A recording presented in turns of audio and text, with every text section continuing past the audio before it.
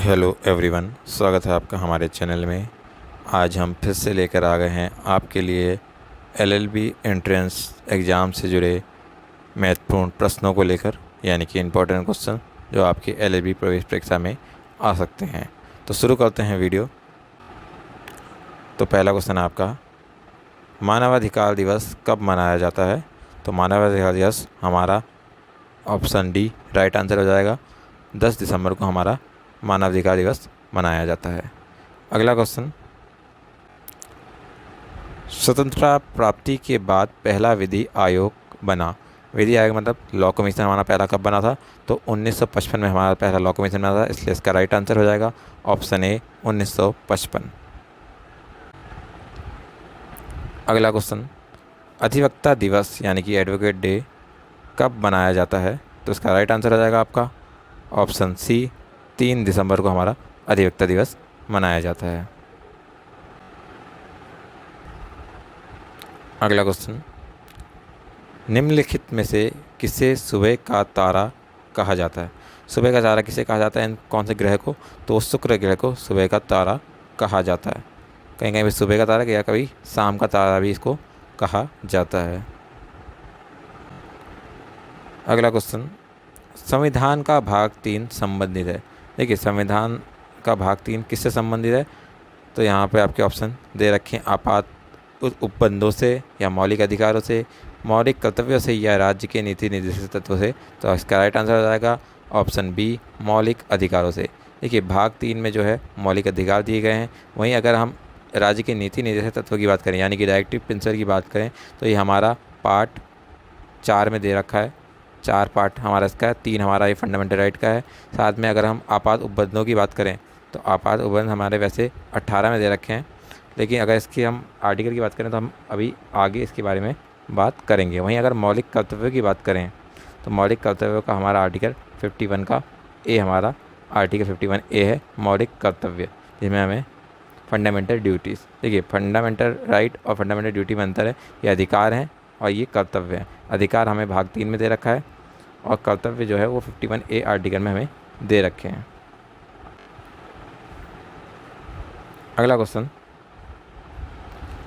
निम्नलिखित में से कौन सा केंद्र सरकार का कर नहीं है? देखिए, कर आपको बताइए, एक कर स्टेट सरकार लगाती है और एक कर केंद्र सरकार, राज्य सरकार और केंद्र सरकार। तो इसमें से कौन सा केंद्र सरकार का कर नहीं है? तो इसका राइट आंसर हो जाएगा ऑप्शन ए भू राजस्व कर।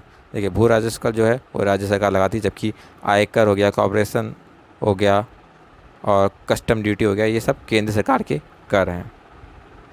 अगला क्वेश्चन, निम्नलिखित में से कौन सी ग्रीन हाउस गैस नहीं है? तो आपको यहाँ पे बताना कि ग्रीन हाउस गैस कौन सी नहीं है इसमें से। तो इसका राइट आंसर हो जाएगा option C helium. Greenhouse gas हमारी नहीं है।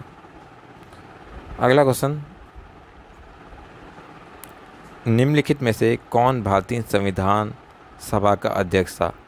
तो आपको यहाँ पे ऑप्शन दे रखे हैं। Option A Bhimrao Ambedkar, B Pandit Jawaharlal Nehru, C Rajendra Prasad, D doctor PH Deshmukh. तो संविधान सभा का अध्यक्ष कौन थे?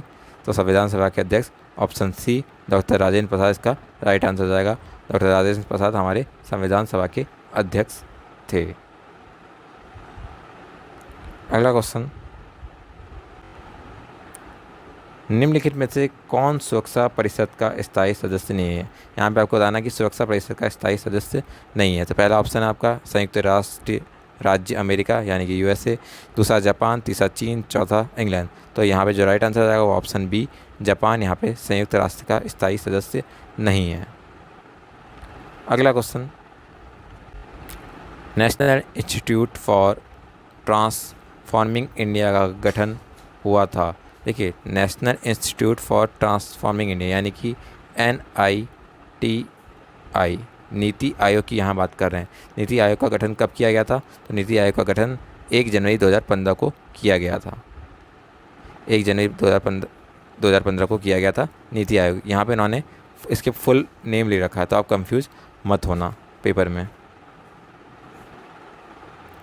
अगला क्वेश्चन, भारतीय सर्वोच्च न्यायालय की प्रथम न्यायाधीश कौन थी? प्रथम महिला न्यायाधीश कौन थी? तो पहली महिला न्यायाधीश कौन रही हमारी? तो इसका राइट आंसर हो जाएगा हमारा ऑप्शन सी, न्यायमूर्ति फातिमा बीबी हमारी प्रथम महिला न्यायाधीश रही हैं सुप्रीम कोर्ट की। इसके साथ ही अभी प्रेजेंट में कौन हमारे सुप्रीम कोर्ट के चीफ जस्टिस हैं उसके बारे में आप कमेंट में बताइएगा। साथ में हाई कोर्ट के कौन चीफ जस्टिस हैं इसके बारे में भी आप कमेंट कीजिएगा। अगला क्वेश्चन, भारत के किस राज्य को जैविक राज्य का दर्जा दिया गया है? यहाँ पे आपके ऑप्शन है, option A Punjab, B Assam, C Uttar Pradesh, D Sikkim. तो इसका राइट आंसर हो जाएगा ऑप्शन डी, सिक्किम को जो हमारा जैविक राज्य का दर्जा दिया गया है। इसके साथ आपको बता दूँ कि पहला जैविक राज्य जो है हमारा वो सिक्किम ही है। इसके बाद लक्षद्वीप है दूसरे नंबर पे। अगला क्वेश्चन चलते हैं, भारतीय दंड संहिता यानी कि आपकी आईपीसी के निर्माता के रूप में कौन जाना जाता है? ऑप्शन है आपके, ऑप्शन ए लाई Hastings, B lord Henrik, C Macaulay या डी मिंटो। तो इसका राइट आंसर हो जाएगा आपका ऑप्शन सी मैकेलो। मैकेलो को आईपीसी के निर्माता के रूप में जाना जाता है। अगला क्वेश्चन, भारत के मुख्य न्यायाधीश को कौन नियुक्त करता है? देखिए, मुख्य न्यायाधीश की बात कर रहे हैं, कौन नियुक्त करता है? तो उसका राइट आंसर हो जाएगा आपका ऑप्शन डी, राष्ट्रपति द्वारा मुख्य न्यायाधीश को नियुक्त किया जाता है। अब आपको एक बात और बता देता हूँ, सुप्रीम कोर्ट के मुख्य न्यायाधीश और हाई कोर्ट के मुख्य न्यायाधीश दोनों को ही अपॉइंट राष्ट्रपति करता है। लेकिन जब हम शपथ की बात करते हैं, शपथ की बात अगर हम करते हैं तो जो सुप्रीम कोर्ट के जज होते हैं उनको शपथ, मुख्य न्यायाधीश को शपथ राष्ट्रपति दिलाते हैं, जबकि हाई कोर्ट के जो मुख्य न्यायाधीश होंगे उनको शपथ वहाँ का जो स्टेट का गवर्नर होगा वो स्टेट का गवर्नर उनको शपथ दिलाएगा।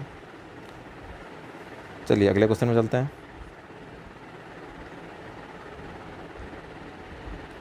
विश्व स्वास्थ्य संगठन का मुख्यालय कहाँ है? यानी कि आपका WHO का मुख्यालय कहाँ है? तो इसका राइट आंसर हो जाएगा आपका ऑप्शन सी, जेनेवा में इसका मुख्यालय है, हेडक्वार्टर।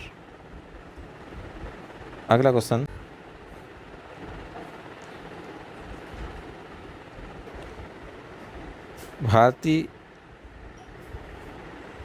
भारत के संविधान के अंतर्गत आर्थिक योजना विषय है। देखिए, आर्थिक योजना किस सूची का विषय है यहाँ पे बताना आपको। ऑप्शन ए राज्य सूची का, बी संघ सूची का, सी समवर्ती सूची का, या किसी सूची में निर्देशित नहीं है। तो इसका राइट आंसर हो जाएगा आपका ऑप्शन सी, समवर्ती सूची का। इसी साथ में आपको बता दूं कि आपको पता होना चाहिए कि यहाँ पे हमारी 3 सूचियाँ होती हैं, यानी कि राज्य सूची होती है, एक संघ सूची जिसको हम स्टेट लिस्ट, यूनियन लिस्ट और कंकरेंट लिस्ट कहते हैं। राज्य सूची के जो विषय होते हैं उसमें राज्य सरकार कानून बनाती है, वहीं संघ सूची के विषय में सेंट्रल गवर्नमेंट यानी कि केंद्र सरकार कानून बनाती है। वहीं अगर समवर्ती की बात करें हम तो इसमें दोनों राज्य भी और केंद्र दोनों को अधिकार होते हैं। इसलिए यहाँ पे जो आर्थिक योजना का विषय है वो समवर्ती का है, यानी कि दोनों ही इसमें अपना दोनों ही कानून बना सकती है, दोनों का ही ये विषय है। अगला क्वेश्चन, कौन सा ग्रह सूर्य के सबसे निकट है? आपको यहाँ बताना है सूर्य के सबसे निकट कौन सा ग्रह है। तो आपको यहाँ पे राइट आंसर हो जाएगा ऑप्शन बी, बुध ग्रह सूर्य के सबसे निकट है। अगला क्वेश्चन, देश में कितने राज्य और केंद्र शासित प्रदेश हैं? अभी हमारे कितने राज्य और केंद्र शासित प्रदेश हैं? तो अभी हमारे 28 राज्य हैं। साथ में अगर केंद्र शासित प्रदेश की बात करें यानी कि यूनियन टेरिटरी, तो 8 यूनियन टेरिटरी है। तो आपका राइट आंसर हो जाएगा ऑप्शन सी, 28 + 8, ये हमारा राइट आंसर है।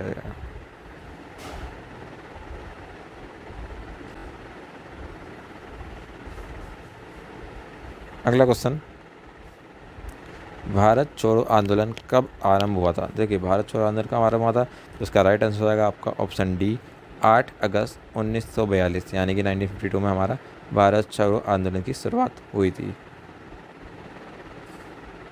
अगला क्वेश्चन, भारत में रेलवे की शुरुआत भारत के किस गवर्नर जनरल के समय की गई थी? तो उस समय जब हमारे रेलवे की शुरुआत की गई थी तो कौन गवर्नर जनरल था यहाँ का? तो उसका राइट आंसर आएगा ऑप्शन 2, डलहौजी उस समय गवर्नर था भारत का। अगला क्वेश्चन, मूलभूत अधिकारों को किसकी मान्यता प्राप्त है? जो हमारे मूलभूत अधिकार हैं यानी कि फंडामेंटल राइट हैं उनको किसकी मान्यता प्राप्त है? तो उसकी संविधान की हमारी मान्यता प्राप्त है। संविधान के अंदर ही ये सारे हमारे अधिकार दिए गए हैं। अगला क्वेश्चन, ILO का मुख्यालय कहाँ है? ILO मतलब हमारा लेबर ऑर्गेनाइजेशन की बात कर रहे हैं, ये विश्व श्रमिक की बात कर रहे हैं, तो इसका राइट आंसर हो जाएगा ऑप्शन 1, जेनेवा में इसका मुख्यालय है। अगला क्वेश्चन,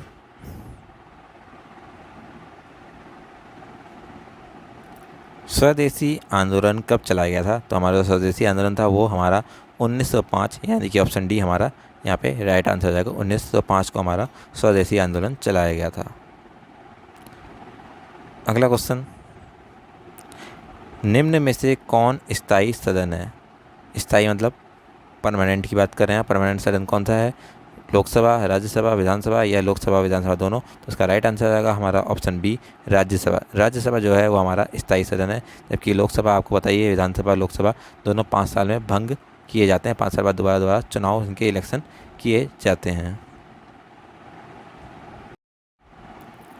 अगला क्वेश्चन, संविधान के अनुच्छेद 352 के अनुसार आपातकाल दौरान भी किस मूलभूत अधिकार को स्थगित नहीं किया जा सकता है?